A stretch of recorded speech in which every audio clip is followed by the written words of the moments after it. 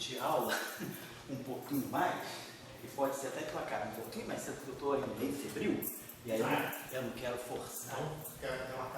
Não dá para fazer, não dá para. Se eu chegar vivo, dá para fazer, tranquilo, não se preocupa não. É só que eu não vou fazer aquelas aulas, assim, uma puxada de 2 horas direto, porque amanhã eu tenho que dar mais aula, eu queria me recuperar um pouquinho melhor. Então deve fazer 1 hora e pouco, um intervalinho, pretendendo acabar lá para as 7h30 e aí a gente conversa.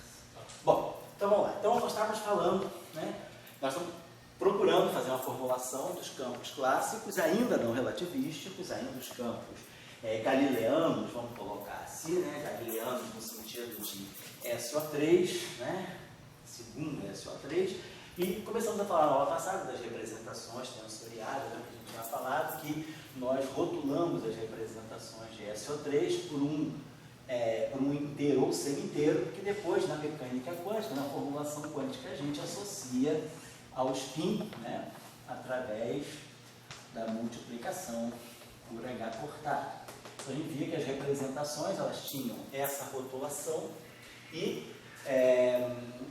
a dimensionalidade da representação S é 2J, é 2S mais 1.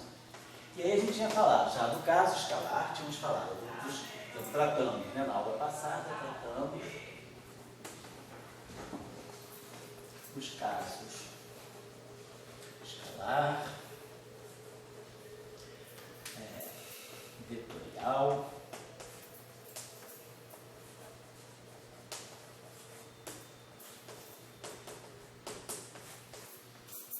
tensorial, simétrico,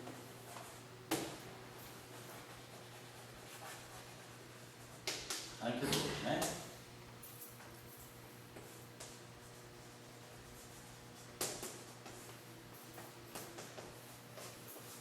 A gente não falou do caso tensorial antissimétrico, porque nós estamos em 3 dimensões espaciais. Então, por exemplo, se eu pegar um tensor antissimétrico A e J, uma matriz antissimétrica, né, 3 por 3, nós já tínhamos visto que a gente consegue colocar esse tensor em relação de dualidade com um vetor, claro, somando em K.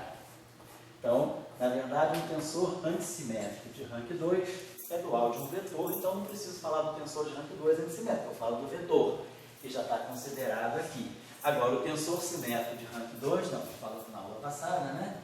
Então, o tensor simétrico de rank 2, esse cara a gente decompunha em 2 representações redutivas. Então, nós escrevíamos assim, HIJ vai ser HIJ grande mais 1/3 do traço de HIJ, vamos colocar, vamos chamar de H, 1/3 de H, delta IJ, onde H, por definição, é o traço do HIJ pequeno, é o H e I, somando em I. E esse H grande é um tensor que tem traço zero. Então, H grande tem traço zero. Então, esse tem traço zero, então esse aqui tem as 5 componentes. Então, esse é o verdadeiro spin 2, e esse aqui é um escalar. Esse aqui é o spin 1, uma componente, então esse aqui é o spin 0, perdão. Então, as 6 componentes desse tensor estão distribuídas assim. E eu tinha dado outros exemplos para vocês, por tarde aí, tinha dado outros exemplos para vocês trabalharem um pouco. Tinha dado uma lista de tensores com certas propriedades de simetria para vocês verem, né? Que se a gente pegasse um tensor desse tipo, imaginar que a gente tivesse um tensor assim, T, I, J, K, L, N. Vamos dizer que eu tivesse um tensor de rank 5. Então, em princípio, ele teria 3 vezes 3, 9, vezes 3, 27, vezes 3, 81, vezes 3, 243 componentes. Em princípio, ele teria 243 componentes, segundo a SO3. Mas vamos ver que ele tem propriedades de antissimetria. Por exemplo, ele seja antissimétrico nesse par de índices, e vamos dizer que ele seja simétrico nesse par de índices. Em geral, a gente usa isso. O edgezinho, ou o colchete, designa antissimetria nos índices, né? Então, significa que ele é antissimétrico nos 2 primeiros índices. E a ligadura ou o parêntese, a gente denota simetria. Depende do livro, depende da notação, né? Mas normalmente a gente poderia escrever isso aqui, então assim, ó, T, tensor é antissimétrico em IJ, K fica livre e ele é simétrico em LN. Então é claro, isso reduz bastante o número de componentes. Se ele é antissimétrico em dois índices, ele só vai ter 3 configurações de índices. 1, 2, 2, 3 e 3, 1. Então ele tem 3 configurações de índices aqui. Esses índices aqui estão livres, completamente livres, 3.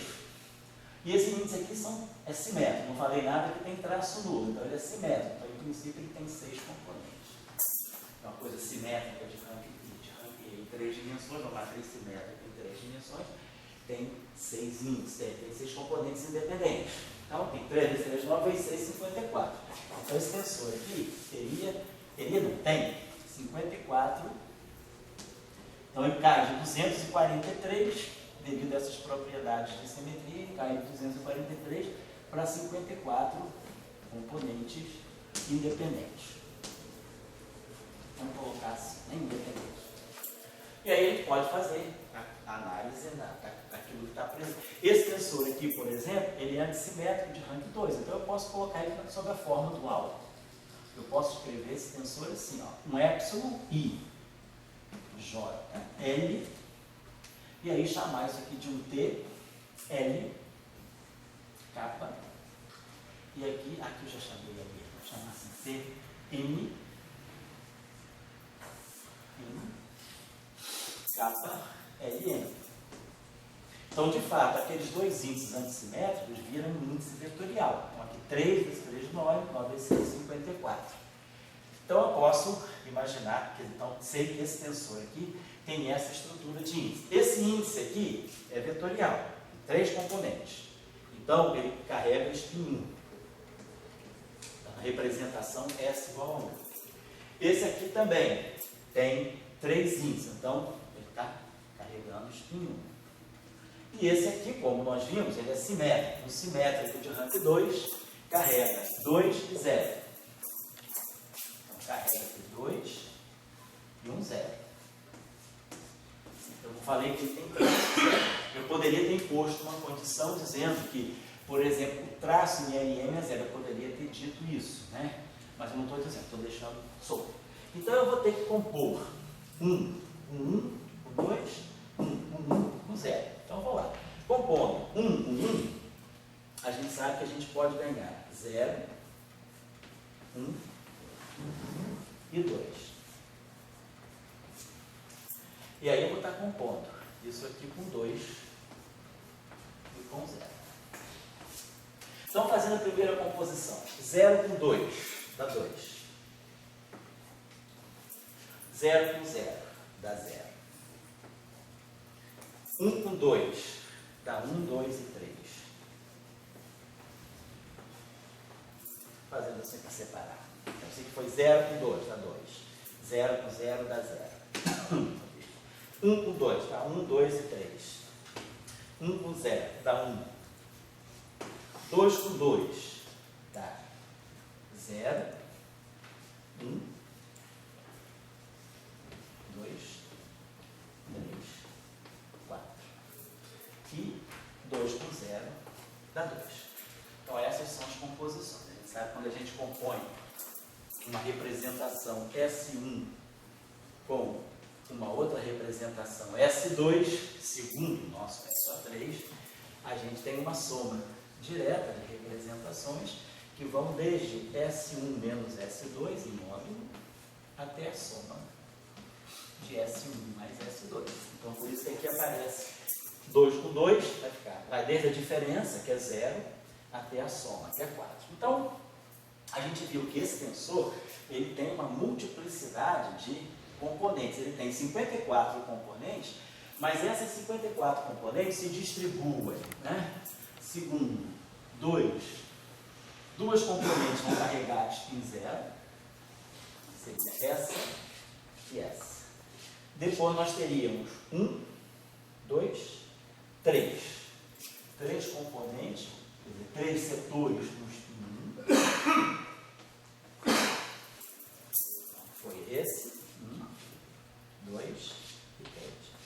Com o spin 2 nós temos 1, 2, 3, 4. 4 diferentes setores com o spin 2. 1, 2, 3, 4. 2 setores com o spin 3. Multiplicidade 2, né, com o spin 3. E multiplicidade 1 para o spin 4.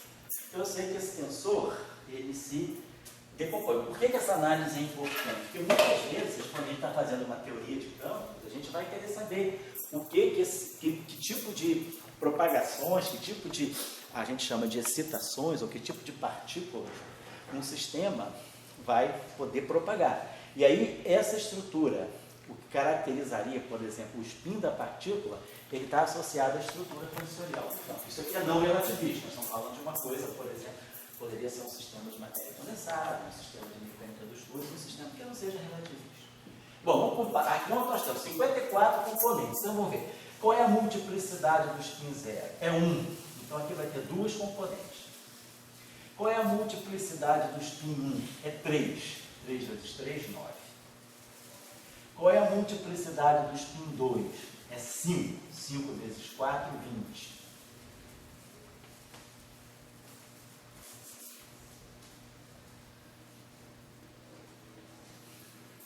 A multiplicidade do spin 3 é 7. 7 vezes 2, 14. E a multiplicidade do spin 4 é 2 vezes 4, 8 e 9. Então vai dar 9 aqui. Então a gente teria 11, 31, 45, 54. Então as 54 componentes desse tensor, elas estão todas misturadas, mas elas podem ser, a gente pode isolar, e eu posso tirar desse tensor, né, as componentes de spin 0, as componentes de spin 1, 2, 3 e 4. Então é um probleminha assim, vamos dizer, um pouquinho não só acadêmico, meio fora da realidade, que a gente não tem um exemplo assim, de um spin 4 que seja uma excitação elementar. O que a gente tem de spin 4 na natureza é partícula composta, são chamados mesons compostos. Mas é só para a gente aprender esse, vamos dizer assim, esse ferramental, né, da decomposição de tensores segundo componentes irredutíveis do grupo SO3. Então, as representações irredutíveis de SO3 que estão presentes aí são S igual a 0, S igual a 1, S igual a 2, S igual a 3, S igual a 4, com essas multiplicidades aí. Só para dar esse exemplo, né? Aqui eu queria só chamar a atenção também de uma outra coisa. Por exemplo, nós temos aqui um tensor. Imagina que a gente tem uma equação tensorial da seguinte maneira. Imagina que eu tenho aqui um objeto O e J, vou colocar assim, contraído com um tensor, vamos dizer assim, T e J. Vamos colocar aqui, vamos dizer que a gente tenha uma equação tensorial desse tipo. Vou dar aqui uma dica, porque às vezes aí são questões que podem aparecer e que às vezes as pessoas se enrolam um pouquinho na hora de ter informações sobre equações tensoriais. Deixa eu apagar um instantinho. Então vamos imaginar o seguinte, imaginar que eu tenho uma equação desse tipo, onde esse tensor aqui é arbitrário. Isso aqui, essa equação é válida para todo e qualquer tensor TIJ. Então, qualquer tensor TIJ que eu colocar aí, ele vai dizer que isso aqui é zero. E vamos dizer que esse tensor TIJ, por exemplo, tenha as seguintes propriedades. Então, quer dizer, esse aqui é um tensor TIJ. Então, ele pode sempre ser decomposto. Ele pode sempre ser decomposto numa parte antissimétrica, que é TJ menos TJI sobre 2. Vamos colocar assim, a parte antissimétrica. Eu posso sempre decompor essa matriz, esse tensor TJ, segundo a parte antissimétrica, TJ menos TJI sobre 2, mais a parte simétrica. A gente já sabe disso. Então, ele pode ser escrito como sendo uma parte antissimétrica mais uma parte simétrica. Depois, a parte simétrica pode sempre ser decomposta em termos de uma parte simétrica de traço nulo, vamos chamar de S pequeno, mais a parte do traço, mais 1/3 ΔJ, e aí o traço de S grande. Então a gente pode sempre decompor um tensor, né, sempre nessas três componentes. Então aqui estão as componentes, a tensorial assimétrica, spin 1. Aqui está o spin 2, que isso aqui é simétrico de traço nulo, tem 5 componentes, e esse aqui tem uma componente. Então 3 e 5, 8 e 9. Que dá as 9 componentes do tensor TJ. Então essa equação pode ser escrita assim. Vamos chamar isso aqui de AJ, que é a parte antissimétrica. Vamos colocar aqui a parte simétrica de traço nulo, que eu vou chamar aqui o SIJ. E vamos colocar aqui a parte do traço, 1/3 de ΔJ, vezes, eu chamei de S, né? E aqui eu vou chamar de SIJ, está certo? Então essa equação aqui é igual a zero. Lembrando que esse tensor, essa equação é válida para um TJ, em princípio, qualquer. Isso pode aparecer, por exemplo, quando a gente deriva equações de campo, né? No formalismo lagrangiano. Pode acontecer uma situação. Bom, vamos lá. Então, se isso aqui... Então, quando eu contraio um tensor antissimétrico com um tensor qualquer, e a contração é total de dois índices, então daqui só sobrevive a parte antissimétrica do O. Quer dizer, quando esse tensor aqui é contraído com esse, eu vou ter isso aqui, ó. O, IJ, AIJ. Por quê? Porque a parte simétrica contraída com a parte antissimétrica dá zero.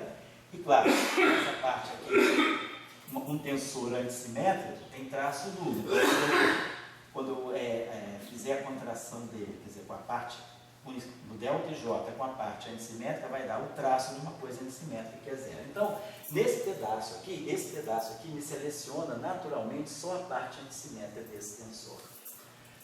Quando eu pegar agora a parte simétrica de traço nulo, então quando eu pego, e aqui eu tenho a parte de traço zero, então quando eu pegar a parte simétrica de traço nulo e contrair com esse tensor, só vai sobrar dele realmente a parte simétrica, uma coisa simétrica.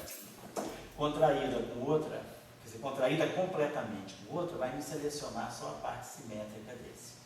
Mas esse tensor simétrico aqui, ele pode ser decomposto na parte simétrica de traço nulo mais o traço. Seria, ó, vou colocar assim. Então eu poderia, quando eu fizer a contração da parte simétrica de traço nulo com esse cara, quer dizer, quando eu fizer a contração da parte simétrica, perdão, com esse cara, eu vou selecionar só a parte simétrica de O e J. Muito bem, que a parte simétrica seleciona a parte simétrica. Isso vale só se a contração for plena. Se eu contrair só um índice, nada disso é verdade. Se eu pegar, por exemplo, O e J vezes um AJK, quer dizer, se esse cara aqui é antissimétrico e esse cara aqui é simétrico, não quer dizer que esse cara só vai pegar a parte antissimétrica desse, porque isso aqui não é uma contração plena. Quer dizer, isso aqui só é válido, né, se a contração for total. Porque se eu pegar se esse cara aqui for antissimétrico, né, e esse cara aqui é geral, em princípio, assim, nada acontece. Agora, quando eu contraio os dois índices, quando eu contraio a coisa toda, aí sim. Se isso aqui é antissimétrico, a parte simétrica desse cara vai embora e a parte do traço vai embora. Por quê? Porque esse cara aqui é antissimétrico. Então, uma coisa simétrica contraída com uma coisa antissimétrica, eu posso sempre trocar os índices I e J, porque eles são índices saturados. Eu posso fazer o I ficar J. E o J fica I. Só fiz essa troquinha, então isso aí é uma identidade. Agora, se o primeiro é simétrico, isso aqui é SJ. Se o segundo é antissimétrico, isso aqui é menos AIJ. Então, aí a gente prova que SJ, AIJ é menos SJ, AIJ. Então, isso aqui é zero. Então, foi crucial que as duas contrações fossem feitas. Mas se agora eu tivesse aqui um IJ e um JK, eu não ia poder fazer isso, porque eu não ia poder chamar I de J, J de K, porque esses índices aqui são índices. É só para chamar a atenção desse detalhe aqui. Bom, então, se esse objeto aqui não é simétrico, ele vai selecionar a parte simétrica desse. Está aqui, selecionou a parte simétrica. Mas a parte simétrica de O, pode ser escrita como uma parte simétrica de traço zero mais 1/3 do traço. Então, muito bem. Só que, quando esse cara aqui for contraído com esse S, esse pedaço aqui vai sobreviver bonitinho. Então, isso aqui vai dar para a gente a parte simétrica de traço nulo de O, contraída com a parte simétrica de traço nulo do S, do T. Agora, esse termo aqui, quando for contraído com esse cara, vai dar um traço de S, mas o traço de S é zero. Então, esse termo aqui não vai influenciar quando eu fizer esse produto aqui. E aí vai sobrar agora esse último termo aqui. Então, esse pedaço aqui, né, só sobrou desse pedaço aqui, com esse cara aqui, ficou só essa parte simétrica de traço nulo. E agora pegar esse carinha aqui com esse cara aqui. A parte antissimétrica é zero, por causa do delta e J. A parte simétrica de traço nulo é zero. Então, o que vai sobrar aqui para nós, né, vai ser a parte, né, vai ficar o traço aqui. Quer dizer, então, esse objeto aqui, né, quando eu bater com esse cara aqui, vai selecionar só a parte simétrica. Porque isso aqui é simétrico. Isso aqui vai produzir simplesmente 1/3, né, vai produzir para nós. Quando nós tivermos feito essa decomposição aqui, então, quer dizer, isso aqui selecionou só a parte simétrica desse cara, a parte antissimétrica dá zero, a parte simétrica de traço nulo dá zero, vai sobrar só o traço. Vai ficar aqui 1/9, e aí vai ficar delta e J vezes delta e J vai dar 3, então vai ficar 1/3 do traço de O vezes o traço de S. Então, isso seria essa equação. Então, o que eu quero dizer com essa equação? Quero dizer o seguinte: quando um tensor é antissimétrico, ele vai selecionar do outro, que está completamente contraído, ele vai selecionar daqui só a parte antissimétrica. A parte simétrica de traço nulo, ela vai somente com a parte simétrica de traço nulo. E a parte de traço zero, a parte de traço, vai com a parte de traço. O que a gente está dizendo com isso? A gente está dizendo que, quando a gente está decompondo esse tensor aqui, na parte simétrica, etc., a gente está dizendo, ele tem uma componente de spin 1, tem uma componente de spin 2 e tem uma componente de spin 0. É o que eu estou dizendo aqui. Eu decompus ele numa parte antissimétrica, que é essa parte aqui, que é dual de um vetor. Então, isso aqui é a parte de spin 1. Depois eu decompus ele numa parte simétrica de traço 0, que é o que tem spin 2. E depois eu decompus ele na parte do seu traço, que é o spin 0. Por outro lado, o que vai acontecer, um outro tensor que está aqui, esse TJ também, eu fiz a mesma coisa. Eu decompus ele numa parte antissimétrica. Agora aqui não é produto tensorial, aqui estou fazendo o produto mesmo, é o produto tensorial. Faz a parte de spin 2 mais a parte de spin 0. Aqui é o produto escalar. Não é o produto tensorial, é OIJ vezes TIJ. Eu estou tirando o traço, estou fazendo o produto escalar. Então, o spin 1 vai com o spin 1. O spin 1 é ortogonal ao spin 2. E o spin 1 é ortogonal ao spin 0, em termos de produto escalar. Então, esse 1 com esse 2 dá 0 e esse 1 com esse 0 dá 0. Não é produto tensorial. Se fosse produto tensorial, eu ia fazer 1, 2 e 3. É o produto escalar. Depois, o spin 2. O spin 2 é ortogonal ao spin 1, não é ortogonal ao spin 2 e é ortogonal ao spin 0. E a mesma coisa para o spin 0. Então, o que eu estou dizendo é isso. Esse cara aqui tem spin 1, então ele vai selecionar desse aqui só a parte de spin 1. Esse aqui tem spin 2, ele vai selecionar desse aqui só a parte de spin 2. E esse aqui tem spin 0, então ele vai selecionar desse cara aqui o traço que é a parte de spin 0. Então, uma equação tensorial, para ela ser resolvida, a gente sempre tem que pegar uma equação tensorial e decompor nas partes redutíveis, né? Porque, por exemplo, digamos o seguinte, que eu tivesse essa equação e eu tivesse uma informação. Esse tensor T é simétrico. Se eu tivesse essa equação para resolver. Existe um tensor simétrico, TJ, qualquer, que contraído com OIJ dá 0. Então, se eu olhar para essa equação, eu diria, se isso aqui é 0 para todo e qualquer T, para todo T e J, a pergunta é, será que o OIJ é 0? Então, esse cara aqui é simétrico, eu disse, propriedade desse tensor T, ele é simétrico de traço 0. Então, se ele é simétrico de traço 0, ele automaticamente vai selecionar a parte simétrica do O e J. Ele vai selecionar a parte simétrica do O e J. Isso aqui é o meu T e J. Se ele é simétrico, então ele já selecionou só a parte simétrica dele. Então isso aqui permanece, O e J. Agora, ele é simétrico, e tem traço zero. Então, ele vai ser, se ele é simétrico, tem traço zero, ele vai, bom, então ele só tem a parte de spin 2, ele não tem a parte de spin 0, porque o traço dele é zero. Ele seria escrito assim, né? Bom, ele já é o T e J, perdão, vou colocar assim, vamos escrever isso aqui, vezes T e J. Vou colocar isso aqui, esse cara aqui tem traço zero. É simétrico traço zero. Agora vamos decompor esse aqui. Então, esse aqui é simétrico, então ele pode ser decomposto numa parte simétrica, de traço zero, mais a parte do traço, mais 1/3 de delta e J, vezes o traço de O e J, que eu estou chamando de O. Então tá legal, então eu peguei. O fato desse aqui ser simétrico, me garantiu que eu pegasse só a parte simétrica do O. O que nós fizemos aqui. Agora vamos decompor a parte simétrica do O, mas componentes irredutíveis, simétrico de traço nulo mais o traço, vezes T e J. Agora, esse pedaço vezes esse não vai contar. Por quê? Quando esse delta J bater no T e J, ele vai dar o traço de T. Mas o traço de T é automaticamente zero. Então, esse termo aqui batendo nesse, não tem nenhum efeito. Então, no final do dia, a única parte que sobra do O é exatamente a parte simétrica de traço zero. Então, se essa equação aqui é verdadeira para todo T, isso não implica que o tensor O como um todo é zero. Não implica isso. Isso aqui implica apenas que a parte simétrica de traço zero do O é que é zero. Então, esse meu tensor, essa equação aqui no final do dia, ela vai estar me dizendo que dessa equação a solução é O e J vai ser a parte antissimétrica mais a parte do traço.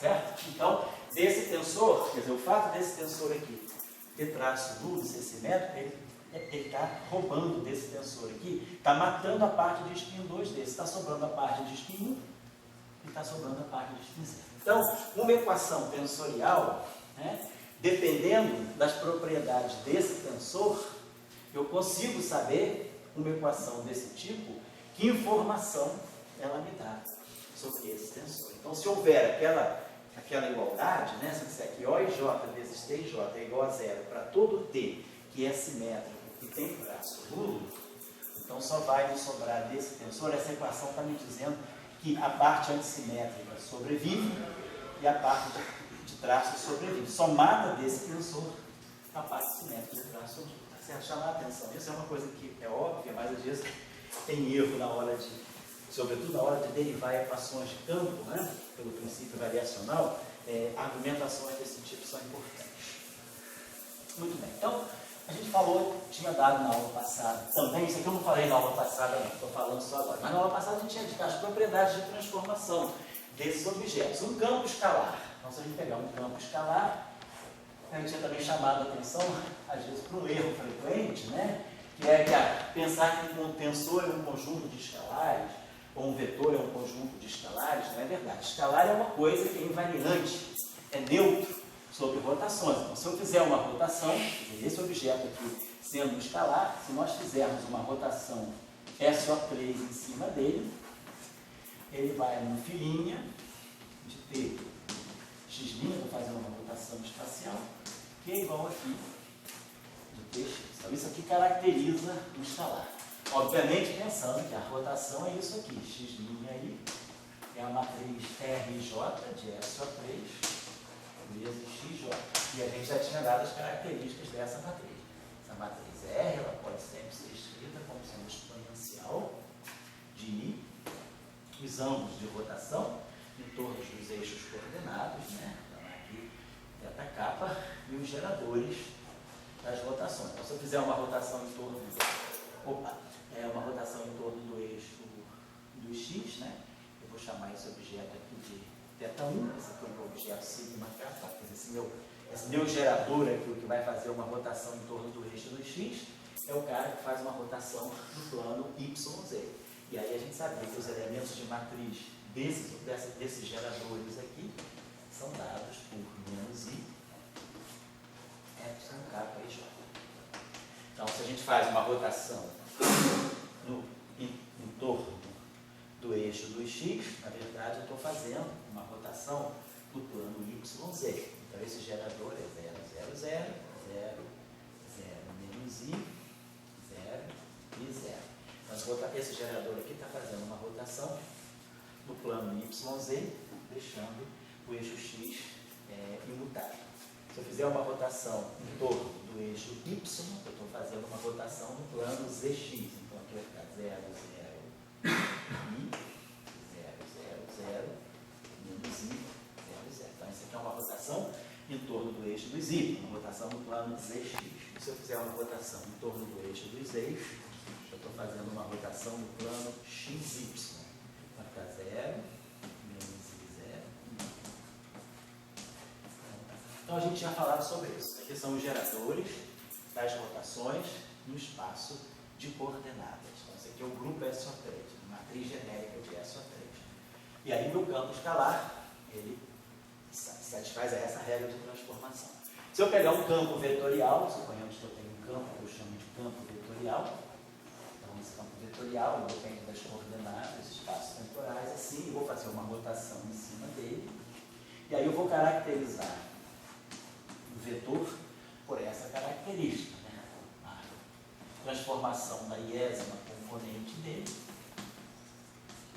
vai seguir essa mesma regra. R e J, a J de TX. Então, é isso que caracteriza o vetor. Ele não é um conjunto de escalares, porque se ele fosse um conjunto de escalares, nenhuma componente deles mudaria. Mas agora não, as três componentes se misturam. Então, por exemplo, se eu tiver num sistema de coordenadas, num sistema de referência, né, onde, por exemplo, o meu vetor tenha essas componentes, então que o meu vetor A seja 0, 0, A. Então, meu vetor só tem componente Z. Aí eu faço uma transformação, sei lá, de SO3, né? Então, faço uma rotação em torno do eixo dos Y. Vamos dizer que eu faço uma rotação no plano, em torno do eixo dos Y, uma rotação no plano ZX. Então, se eu fizer uma rotação no plano ZX, eu vou ter a linha X, vai ser cosseno de θ a X menos seno de θ, fazer uma rotação no plano ZX. Né? A linha Y não muda. Por quê? Porque eu estou fazendo uma rotação no plano ZX, então estou fazendo uma rotação em torno do eixo dos Y. Então não vou mudar a coordenada aí, só vou mudar as coordenadas ZX e a coordenada Z, a linha Z, deve ser seno de θ, fazendo uma rotação. É isso mesmo, por isso não estou errando no sinal. Pois é assim, né? A rotação em torno do eixo no plano ZX, ela vai ser 0, 0, I, 0, 0, 0, menos I, 0, 0. Então eu vou pegar a componente, né, que eu fizer isso aqui, uma rotação infinitesimal. Então vai pegar 0, 0, A. Então a componente, a linha X, vai aparecer aqui com o sinal mais, certo? Aqui vai aparecer com o sinal menos. Então isso aqui é o padrão, é uma rotação de um vetor qualquer em torno do eixo dos Y. Só que o meu vetor original, ele tinha componente 0, 0, A. Então o meu vetor, isso aqui é 0. Isso aqui é A. Isso aqui continua 0. O AX é 0 e o AZ é A. Então significa que o meu vetor transformado, se eu fizer uma rotação em torno do eixo dos Y, ele vai ganhar uma componente X, ele vai ficar com A vezes seno de θ, a componente Y continua 0, e a componente Z vai ficar A vezes cosseno de θ. Então, isso eu estou dizendo. Um vetor, se a gente pensar, esse vetor aqui só tem uma componente. Então, por que isso não é um escalar? Porque isso aqui mudou. Ela era A, agora passou a ser A cosseno de θ. Então, o que caracteriza o vetor é que as três componentes, quer dizer, ele pode ressuscitar componentes que estavam mortas. A componente x estava morta, ela apareceu. A componente y continua zero, porque eu peguei uma rotação especial em torno do eixo do z. Mas essa componente mudou. Então, quer dizer, as componentes de um vetor não podem ser pensadas como escalares. Elas vão ser, são números, mas não são escalares. Cada escalar não se transforma. Ele segue esse padrão. Aqui, houve uma mudança. É só isso que eu estou chamando a atenção, porque eu já vi erro disso até inteiro. Então, se a gente pegar agora um tensor, vamos pegar um tensor H e J. Não importa seja se botar um tensor genérico. Tensor T e J genérico. Vamos pegar um tensor com índice, com dois índices. T e J de Tx. Então, se eu pegar aqui e fizer uma transformação de S ou 3, uma rotação no eixo de coordenadas, esse tensor vai reagir. O que vai caracterizar o campo tensorial vai ser também o tipo de transformação das duas componentes. Cada componente vai se transformar como se fosse um vetor independente. Então, aqui eu vou ter, sei lá, um R e K. O índice J vai se transformar como se fosse um outro índice vetorial. E aqui o T, KL. Se a gente quiser, a gente pode botar essa transformação em forma matricial. Se isso aqui é linha, isso aqui é coluna, eu posso escrever que é a matriz T' de Tx, ela vai ser a matriz R vezes a matriz T, só que aqui vai aparecer a matriz transposta. R transposta. Então isso aí é como uma matriz, né, que se transforma. Sendo simétrico, não importa. Simétrico não, como uma matriz se transforma sob rotações. Se a matriz é simétrica, ela vai continuar simétrica. Se a gente pegar, se a matriz se a matriz T é simétrica, então se T é simétrica,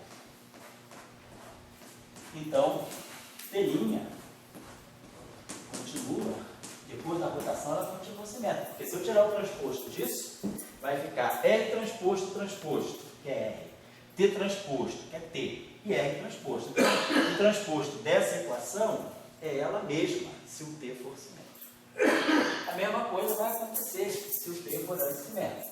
Se o T for antissimétrico, então o T' também vai ser antissimétrico. Eu vou tirar o transposto aqui. Quando eu tirar o transposto aqui, eu vou ganhar um sinal menos aqui. E aí vai aparecer aquele sinal menos. E se a matriz T for simétrica e de traço nulo, então se eu tirar se ela é simétrica, a rotação da matriz, a matriz rotacionada continua simétrica. Mas o traço de T' é o traço do produto. Eu posso sempre usar a regra cíclica do traço, né? A propriedade cíclica. Então, eu posso jogar esse R transposto cá para frente, quando eu tirar o traço, né? Quer dizer, o traço de R e R transposto, eu posso jogar esse cara aqui para cá. Porque o traço, né, de AB é igual ao traço de BA. E aí, isso aqui é uma matriz de SO3, então isso aqui dá identidade. Então, o traço é um invariante. E a outra propriedade é que depois de eu fazer uma rotação na matriz, o traço dela não muda. Então, se ela é simétrica e tem traço zero, ela vai continuar simétrica, claro, e um traço zero. Então, é por isso que são chamadas representações irredutíveis, né? Porque matrizes antissimétricas vão em matrizes antissimétricas. Então, uma rotação não me mistura a classe de matrizes antissimétricas com a classe de matrizes simétricas. As matrizes antissimétricas, elas se misturam entre elas mesmas sob rotação. As matrizes simétricas também. E as matrizes simétricas de traço nulo também. Então, por isso que elas são chamadas representações irredutíveis, porque eu não posso passar de uma para outra por uma rotação. O que caracteriza uma representação irredutível é isso.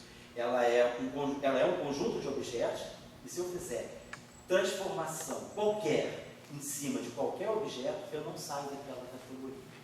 Se eu sair daquela categoria, eu estou diante de uma representação redutível. Então, só para lembrar vocês, se eu tiver um tensor de rank mais alto, a regra vai ser a mesma. Campos tensoriais, né? Imaginar que eu tivesse um campo agora, sei lá, com 4 índices, né? KL. Então, a rotação dele seria T' I, J, KL. Vai ser a matriz R, né? Para cada índice. R pela IM, RJM, RKP, RLQ e MNPQ. Então, isso aqui seria a transformação de um tensor qualquer. Então, no âmbito dos vetores e dos tensores, eu estou trabalhando com a matriz R que eu vejo no espaço de coordenadas. Mas na aula passada eu falei, né, que já tinha estudado aí nos cursos de teoria de grupo, que existe a representação fermioniana, a representação espinorial, que é a representação de spin. Essa representação espinorial é uma representação 2x2 complexa. Então, a gente está falando que agora eu posso buscar um espaço complexo. Vamos buscar um espaço complexo, 2x2, né, ao qual pertencem objetos com essa característica aqui. Tem 2 índices, né, 1 e 2, complexo. E esse objeto aqui vai sofrer um padrão de rotação. A rotação desse objeto aqui, segundo SO3, vai ser uma matriz S alfa beta, que vai depender daqueles mesmos ângulos dela, e atuando aqui nesse psi-beta de Tx. Então, é isso que caracteriza o spinor, é esse tipo de representação. Onde é essa matriz S? Ela tem essa estrutura, ela é exponencial de I, os objetos θ, kappa, só que aqui vão entrar as matrizes de cálculo, sobre 2. Então, da mesma forma que aquelas matrizes sigma antes, né, nós tínhamos, né, que o sigma, por exemplo, sigma kappa, sigma L, dava para nós I, epsilon, kappa, L, sigma M, essas matrizes sigma sobre 2, elas satisfazem a mesma relação. Sigma kappa sobre 2, sigma L sobre 2, kappa L, sigma M sobre 2. Então, isso aqui é a representação de spin 1, isso aqui é a representação de spin 2, a representação fermiônica. Então, agora, o que me conecta, o que me diz que essa matriz aqui tem a ver, o que esses geradores têm a ver com isso? Eu estou em 2 mundos, eu estou no mundo real das coordenadas, estou aqui no meu espaço real de coordenadas, no meu mundo euclidiano, tridimensional, tenho um vetor aqui nesse ponto. E aí eu sei que o vetor, ao sofrer uma rotação, ele vai ver essas matrizes aqui e vai rodar segundo as matrizes R. Mas aí agora eu digo, nesse mesmo ponto, existe um outro espaço complexo de dimensão 2, onde aqui mora um objeto psi-alfa. E aí quando eu faço a rotação nesse sistema de eixos aqui, esse vetor automaticamente é rotacionado pela matriz R. E esse vetor aqui, ele vai sentir a rotação feita aqui pelas matrizes S. O que conecta a matriz R desse mundo com a matriz S desse mundo? Então, a conexão entre, na verdade, SO3 e SO2. Os espinores de SO3, na verdade, são espinores de uma representação de SO2. Na verdade, essa álgebra de Lie aqui, que é a álgebra de Lie de SO3, e essa álgebra de Lie aqui é a álgebra de Lie de SO2. Então, elas são chamadas localmente isomórficas, porque elas têm a mesma regra de produto. Mas são 2 mundos, lá é um mundo real, aqui é um mundo complexo. E qual é a relação? A relação a gente faz da seguinte maneira. A gente imagina que isso vai ser verdade em qualquer espaço. A gente vai depois introduzir as matrizes gama de Dirac. Eu estou no espaço tridimensional. Eu posso associar a cada vetor uma matriz de Pauli. E aí eu posso definir uma matriz 2x2, que vai ser xi sigma i. Eu vou constituir essa matriz aqui. Aqui vai ficar x1, aqui vai ficar x1 menos x2,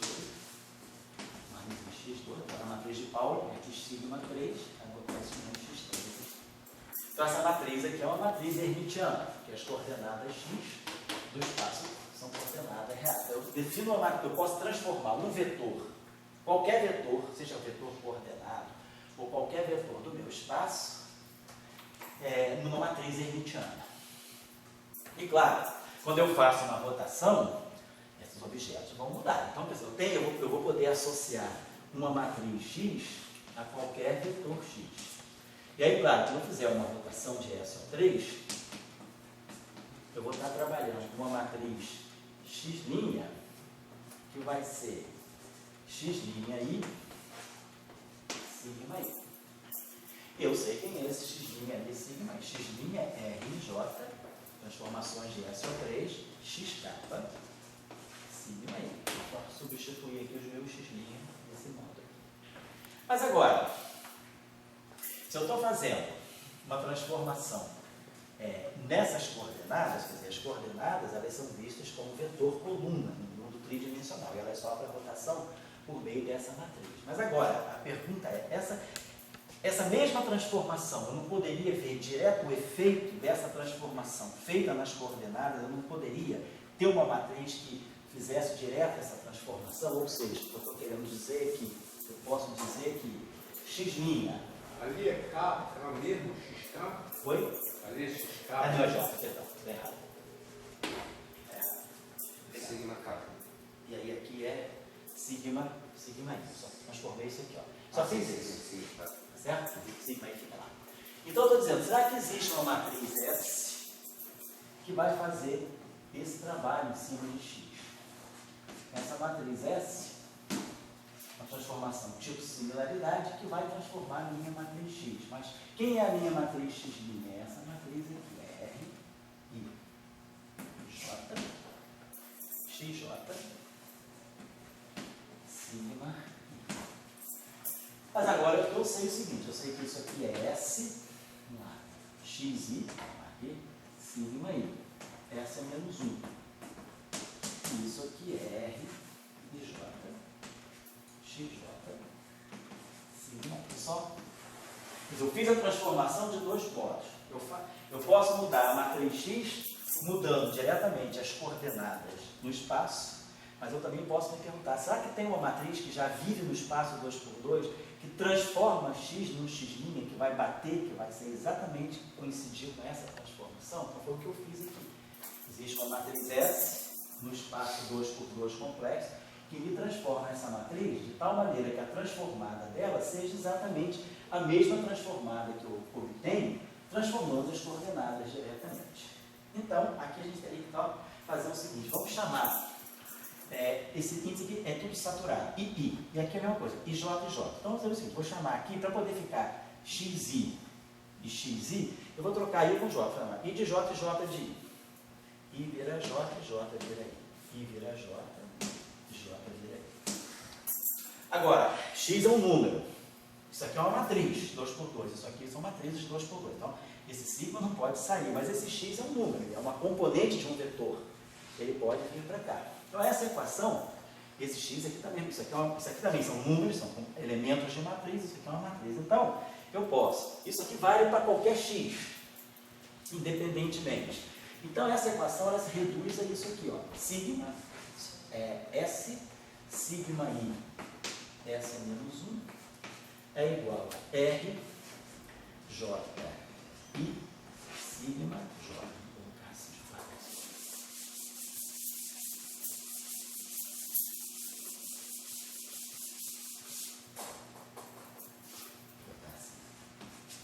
Então ficou assim, ó, S, sigma I, S é menos 1, é igual a R transposto, IJ, sigma J. Vou disputar só para poder trocar o I com J.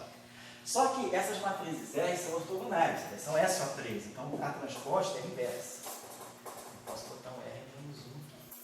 Então a gente pode escrever essa equação assim, ó, S, vou retomar ela aqui, sigma I, S é menos 1, R é menos 1, IJ, sigma J.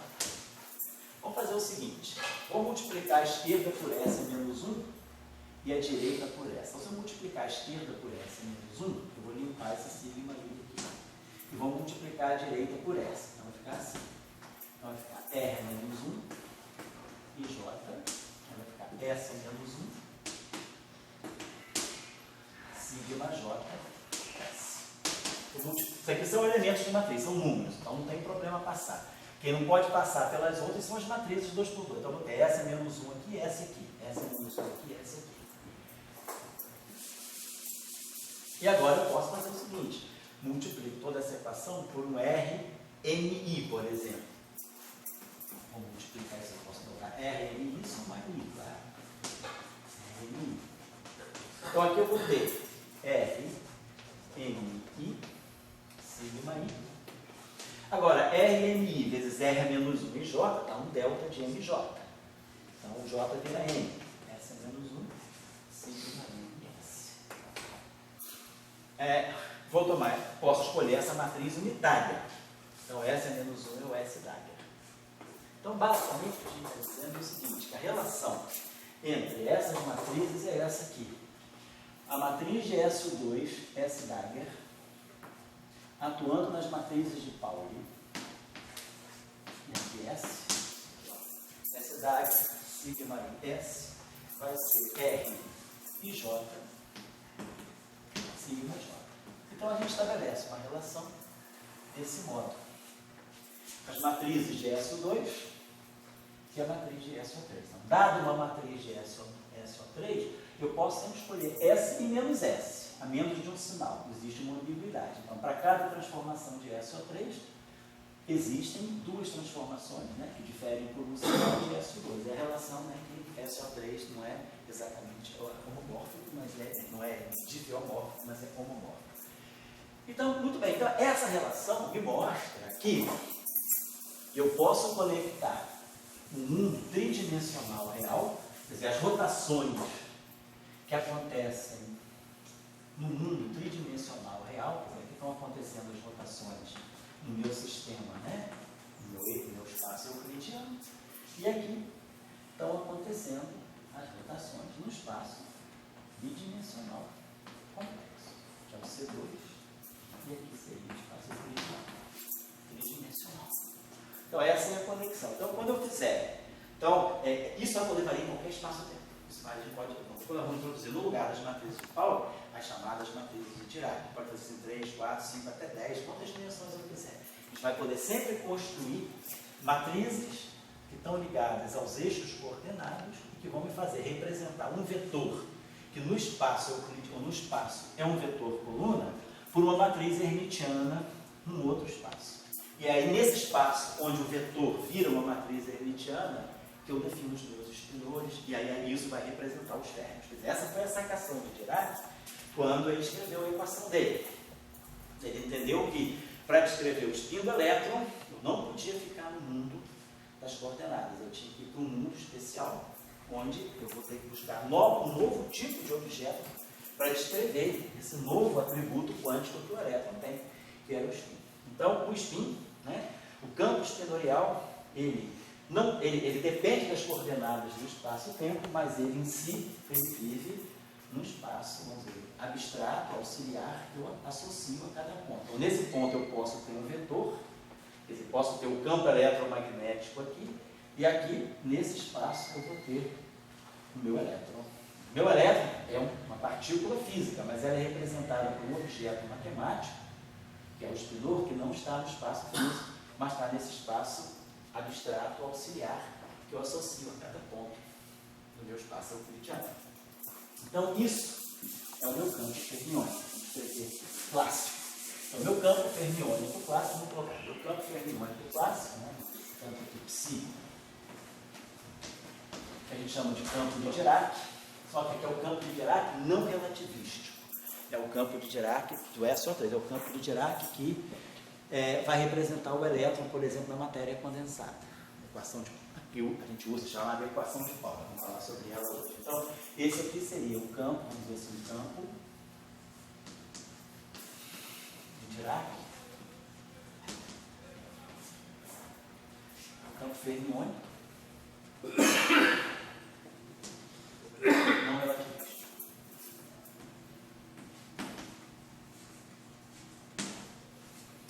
vamos dar os espinores relativistas. Esse alfa vai de 1 até 2. E a transformação de rotação dele, o que caracteriza um espinor não relativístico é essa transformação de rotação. A matriz é U2, né, do ângulo θ.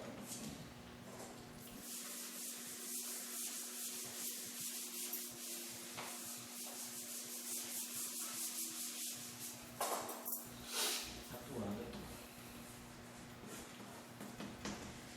Ou seja, podemos escrever assim, de forma matricial, né? Psilinha de T, x', que é a matriz de SU2,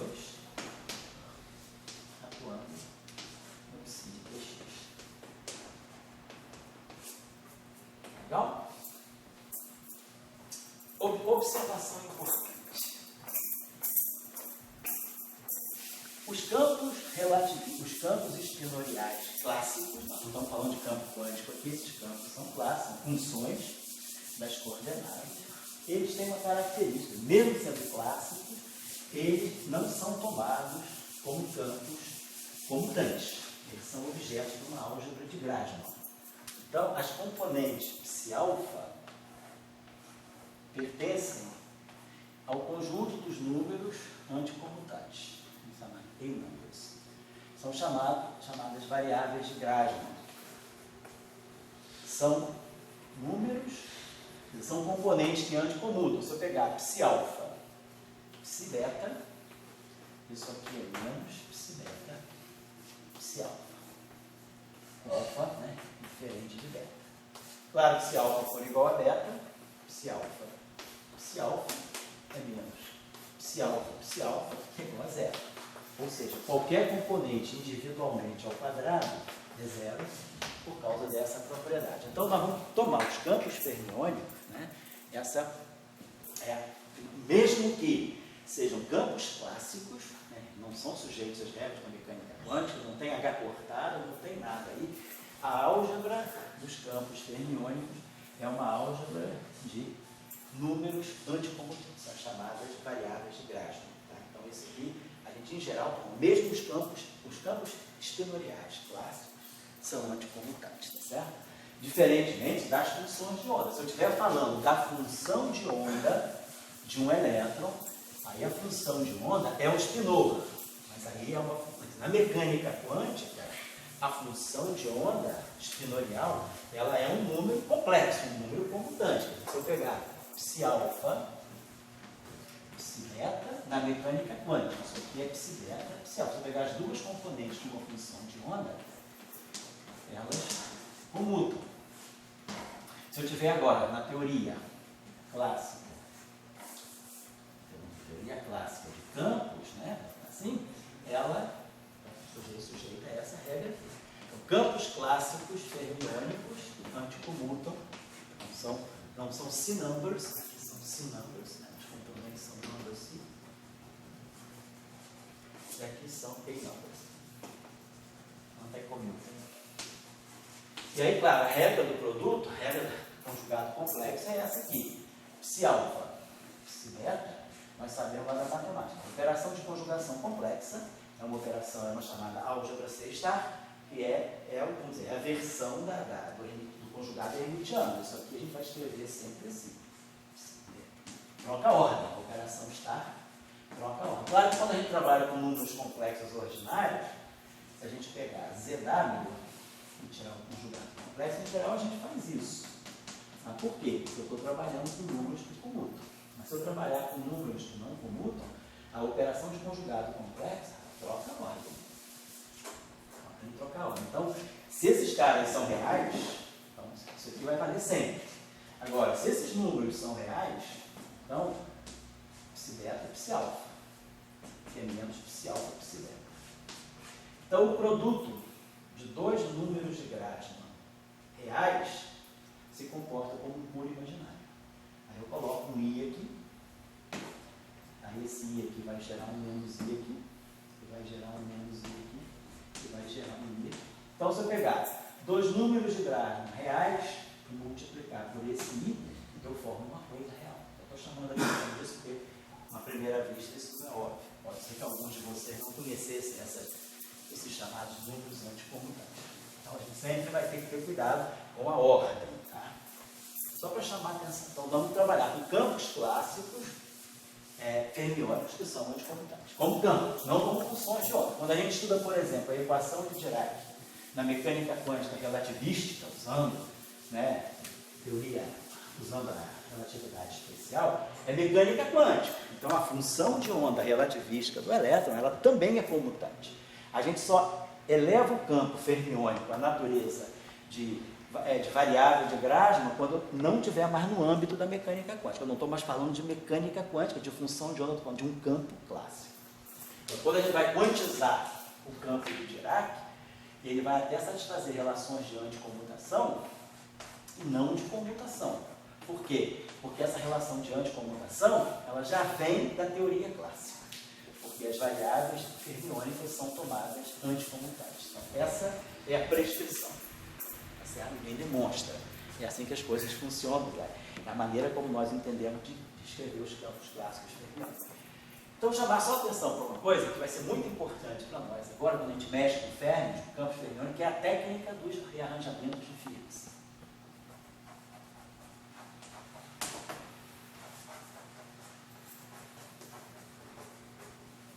O tchau, essa cor está pegando bem aí? Dá para ver sim. Dá para ver direitinho? Vai ver.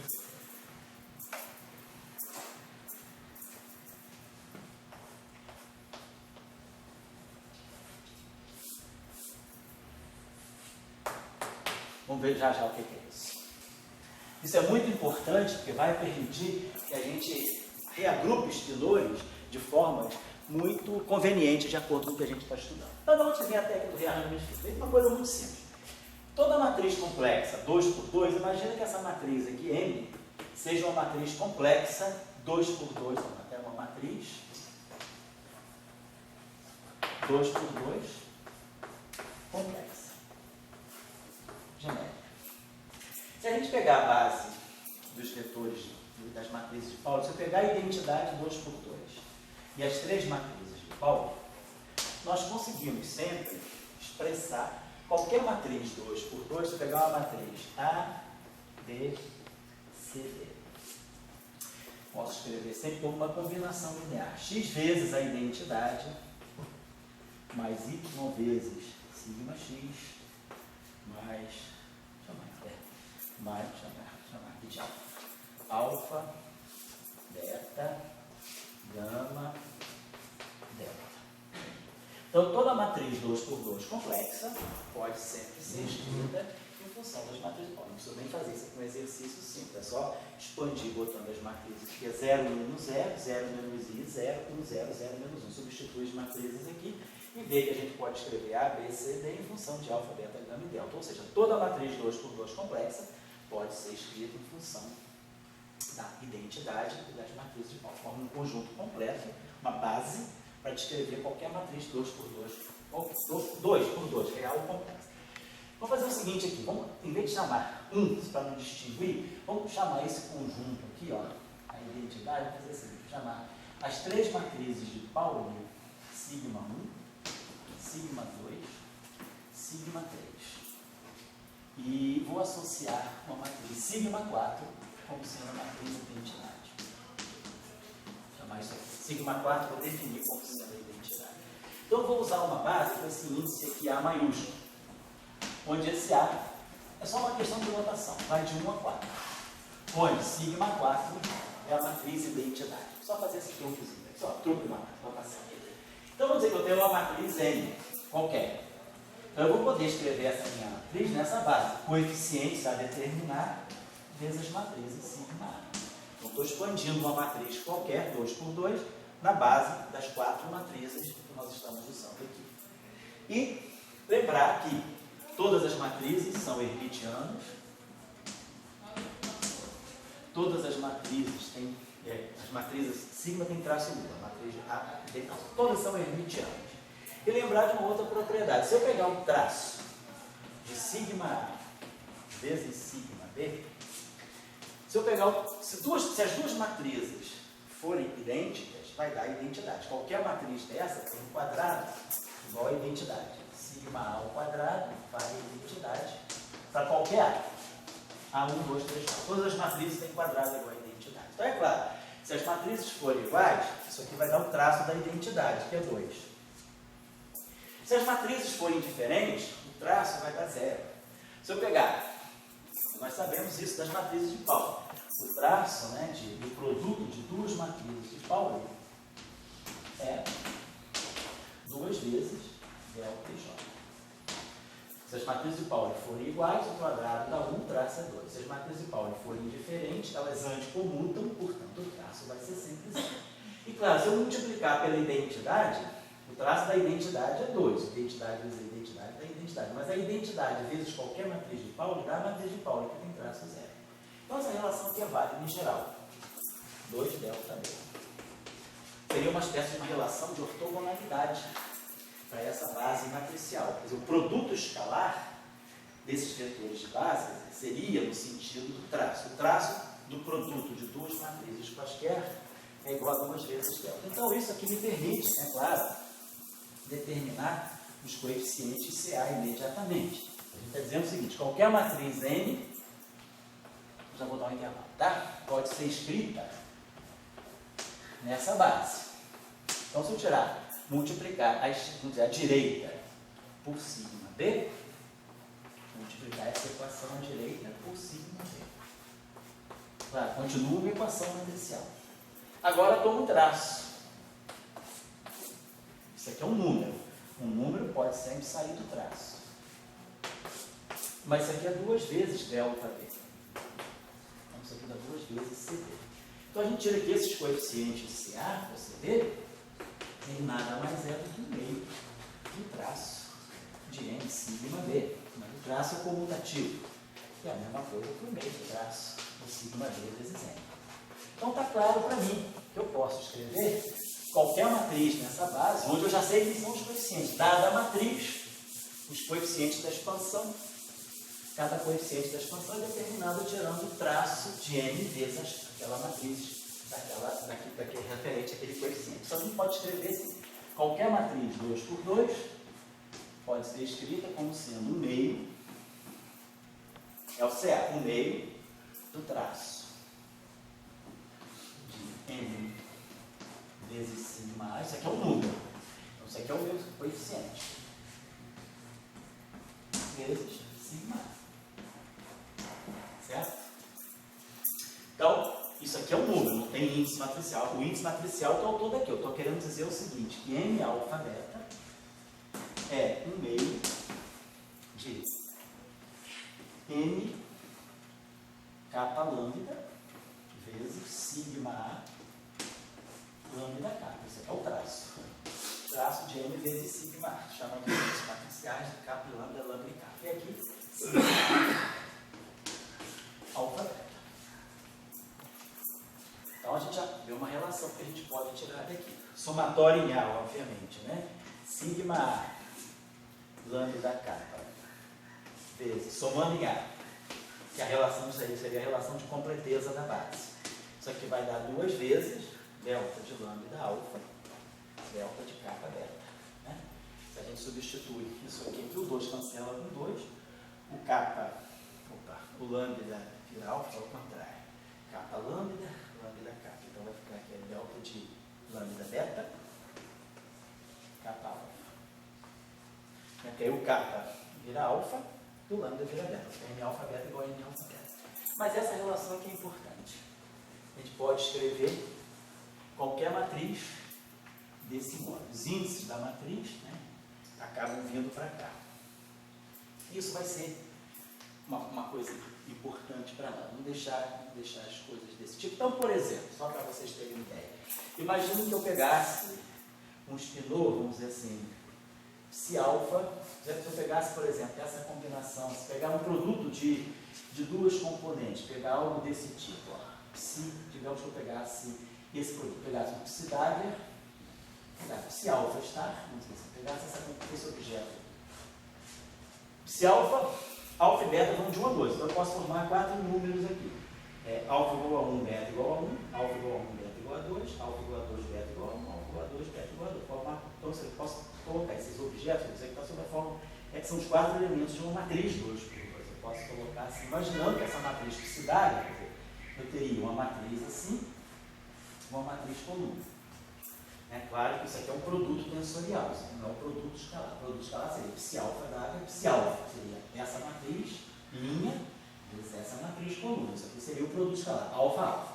Mas eu não estou fazendo alfa-alfa, estou fazendo alfa-beta. Então eu estou pegando cada elemento desse multiplicado por todos desses. Para alfa igual a 1, eu pego beta igual a 1, beta igual a 2. Para alfa igual a 2, eu pego beta igual a 1, beta igual a 2. Oi, Dória, conseguiu chegar aí?